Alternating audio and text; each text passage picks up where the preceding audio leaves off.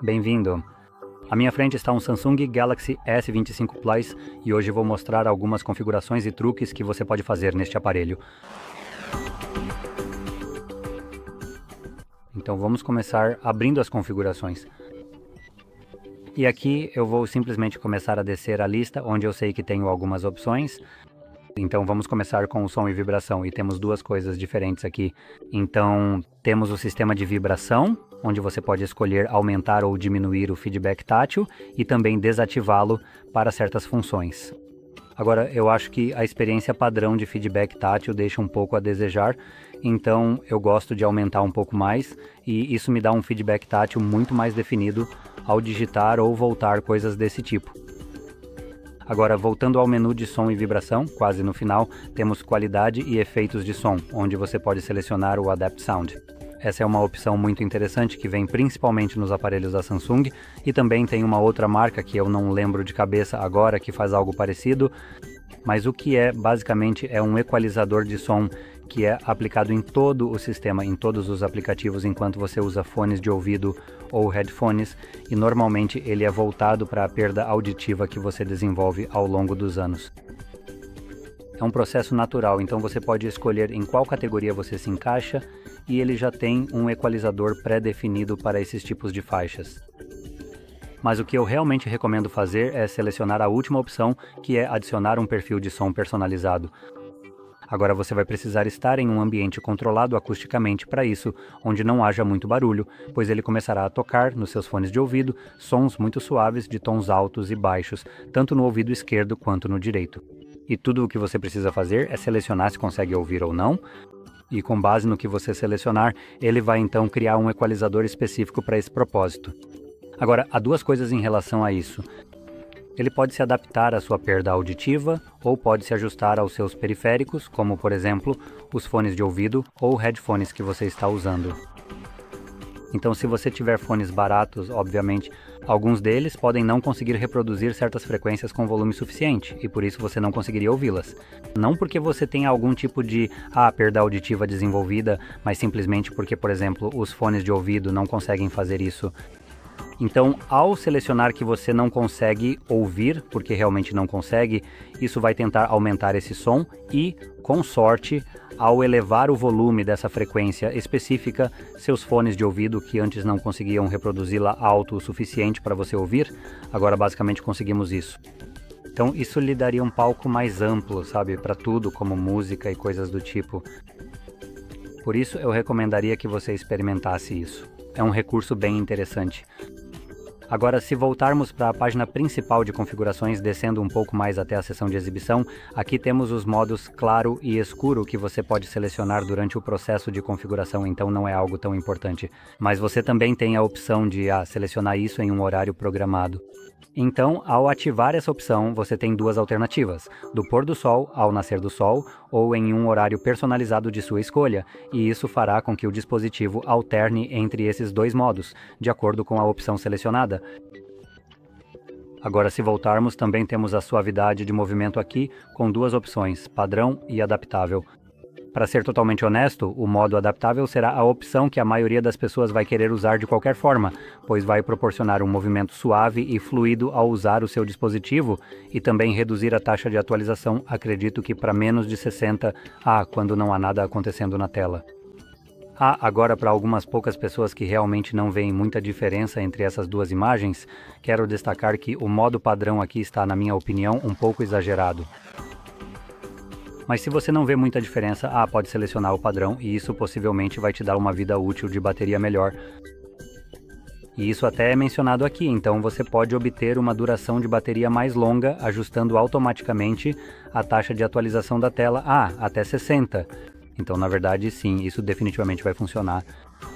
Então este aqui vai rodar até 120 Hz de taxa de atualização, ou seja, 120 quadros serão exibidos por segundo na sua tela quando estiver em movimento, o que proporciona aquele movimento mais suave, enquanto este aqui vai chegar no máximo a 60, então vai ficar um pouco mais travado. É por isso que tivemos esse tipo de diferença, onde um parecia que estava meio que travando, quase pulando ou apenas engasgando, enquanto o outro parecia muito mais suave. Então é isso, basta selecionar o que você preferir e, como eu disse, se você não conseguir ver diferença, então fique com este aqui. Agora descendo um pouco mais, temos o tom de cor adaptativo. Isso basicamente vai tentar adaptar o fundo branco da sua tela ao ambiente. Então, por exemplo, esta é uma mesa branca e isso aqui deveria ser um fundo branco, certo? Mas eu consigo ver que há uma diferença. A mesa tem um tom um pouco mais quente do que o branco aqui, que parece muito mais azulado. Então, o que isso faz é que, quando ativado, ele vai usar a câmera e tentar identificar o quão quente é o ambiente, ou seja, a luz que está aqui, e então tentar igualar esses tons para que fiquem basicamente muito parecidos. Portanto, se você estiver em um ambiente com iluminação muito quente, ele também vai tentar trazer esses tons quentes para a tela para combinar. Basicamente, o que ele está tentando fazer é, quando você tem uma mesa como esta e uma luz quente está incidindo sobre ela, a mesa estaria refletindo essa luz quente, então ela obviamente pareceria quente porque está refletindo essa luz quente, enquanto o telefone não vai refletir essa mesma luz quente. Ele vai estar emitindo a própria luz dele. Mas a luz dele não corresponde muito a essa aqui, então o que ele está tentando fazer agora é, usando a câmera para ver que tipo de luz está sendo usada aqui, tentar igualar a temperatura dessa luz para emiti-la através da tela. Agora, um pouco mais abaixo, temos o modo de tela, e aqui temos dois modos, temos o vívido e o natural, então você pode escolher qualquer um que quiser. Eles são muito sutis hoje em dia. Então aqui nem é visível, para ser honesto.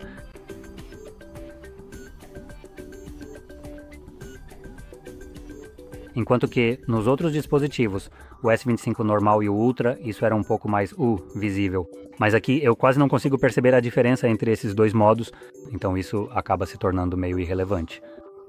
Mas anteriormente a Samsung tinha o modo vívido, super saturado. Aqui parece que é quase igual ao modo natural.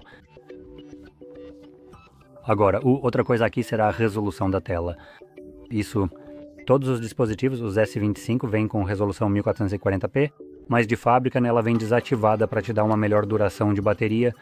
Agora, obviamente, você pagou pela tela inteira, então é melhor usar a tela inteira. E isso seria usando a resolução 1440p, resolução Quad HD, em comparação com o Full HD. E você tem meio que uma comparação lado a lado com zoom entre elas. Pessoalmente, eu não vejo tanta diferença assim. Então, eu mesmo continuaria usando o Full HD, já que, como eu disse, não vejo diferença. E o Quad HD tem impacto na bateria. Então, é uma resolução mais alta do que o Full HD. Por isso, eu prefiro priorizar a duração da bateria quando se trata de coisas em que eu realmente não consigo notar a diferença. Mas, obviamente, você pode selecionar essa opção se quiser experimentar.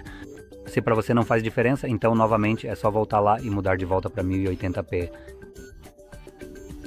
Agora, se descermos mais um pouco, temos o painel lateral, e o painel lateral é essa coisa bem aqui do lado, onde eu consigo ver só um contorno bem sutil. Em alça, você pode personalizar como ele vai aparecer. O jeito que eu gosto de fazer é mover para onde fica o botão de volume. Depois aumento bastante a transparência, embora isso só fique visível quando fecharmos o painel. E então o tamanho, vou igualar os botões de volume, então vou reduzi-lo um pouco. Lá vamos nós. Então ele está exatamente no mesmo lugar onde está o botão de volume e agora, quando eu voltar, ele vai desaparecer. Agora ele está desaparecendo porque está configurado para ser totalmente transparente, mas como está exatamente onde estão os botões de volume, sei onde deslizar para realmente ativá-lo. Lá vamos nós. Então a primeira vez leva apenas um momento. Sim. Então você pode ver, você sabe onde está por causa do botão de volume. Assim é fácil localizá-lo, mas ele também não aparece na sua tela. Então não te incomoda. Agora, em painéis aqui, você também tem a opção de adicionar painéis adicionais a ele. Há alguns que já vêm com o dispositivo, que você pode ver bem aqui. E se você estiver conectado à rede e também tiver uma conta da Google, na verdade não Google, mas uma conta Samsung conectada, você teria um botão da Galaxy Store bem aqui que te levaria para a aba referida à loja. E isso te levaria automaticamente para a seção onde você pode baixar ou, mais precisamente, comprar painéis adicionais. E lá há alguns que são bem decentes e a maioria deles custa entre tipo 99 centavos até uns $2 mais ou menos. então eles não são super caros. Ainda assim, é irritante que eles não te deem a opção de simplesmente baixá-los de graça depois de gastar uma quantia absurda de dinheiro em um celular. Ah, mas é o que é. Presumo que esses sejam, feitos por usuários, então esse pode ser o motivo. Enfim, lá você pode baixar mais.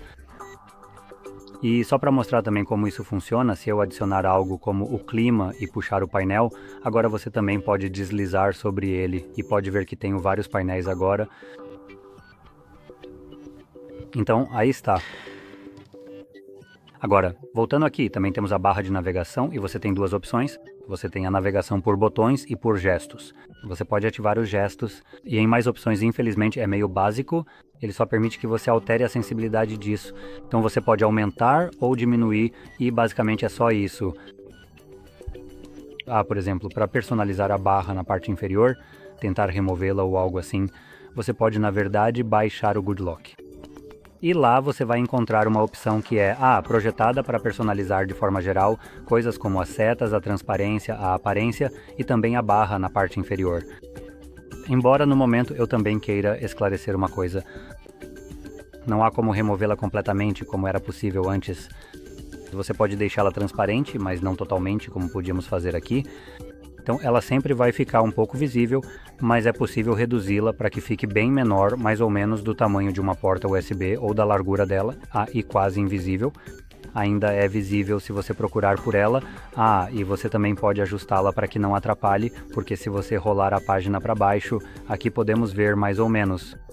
Mesmo que isso tenha um tom diferente, você pode ver que a barra em si está meio que invadindo o conteúdo que normalmente estaria visível na tela. Então você pode realmente tornar essa área branca aqui, que agora está invadindo as opções de vibração do sistema. Certo. Você pode deixá-la transparente para que possa ver as opções de vibração do sistema, ou o texto mesmo quando ela está, meio que avançando sobre a área onde fica a barra de navegação. Agora, vamos ver com mais atenção. Tem mais alguma coisa importante que eu queria mostrar aqui para vocês? Vou dar uma olhada rápida. Não, na verdade acho que é só isso mesmo. Então, de qualquer forma, se você achou isso útil, não se esqueça de curtir, se inscrever e obrigado por assistir.